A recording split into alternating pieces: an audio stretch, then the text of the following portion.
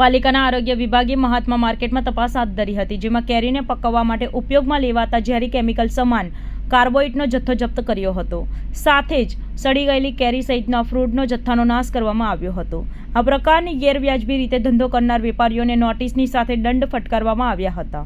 Search operation દરમિયાન પાલિકાની ટીમે કાર્બાઇડની ઝેરી પડીકીઓ પણ મળી આવી હતી. ફૂડ સેફ્ટી ઓફિસર બીકે પટેલે કહ્યું કે ઉનાળાની સિઝનમાં કાચી કેરીનું વેચાણ ખૂબ જ થાય છે. કડોદરા રોડ પર આવેલી મહાત્મા ફૂડ માર્કેટમાં હોલસેલમાં કાચી કેરીનો વેપાર થાય છે. અહીં ચેકિંગ કરવામાં આવ્યું છે. કાર્બાઇડ મળે તેમને નોટિસ આપવામાં આવશે. વહીવટી ખર્ચ વસૂલ કરવામાં આવે છે. બગડી ગયેલા ફ્રૂટને સ્થળ પર નાશ કરવામાં આવે છે. આ સાથે જ અન્ય જે બગડી ગયેલા ફ્રૂટને પણ નાશ કરવામાં આવે છે. BK Patel, food safety officer, Surat મહાનગરપાલિકા, deputy commissioner, health and hospital અને આરોગ્ય અધિકારી સાહેબ શ્રીની સીધી સૂચના અને માર્ગદર્શન હેઠળ અત્યારે ઉનાળાની સિઝનમાં કાચી કેરીનું ખૂબ જ પ્રમાણમાં વેચાણ થતું હોય છે.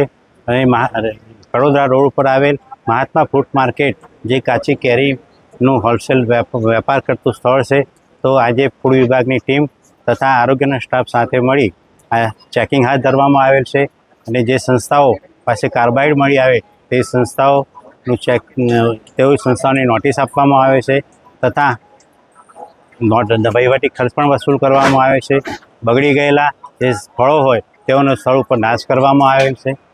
અત્યાર સુધી શું વસ્તુઓ અહીં મળી છે? અત્યારે લગભગ કેરી, બીજા ફ્રૂટ પણ સડી ગયેલા હોય તેઓનો સ્થળ ઉપર નાશ કરવામાં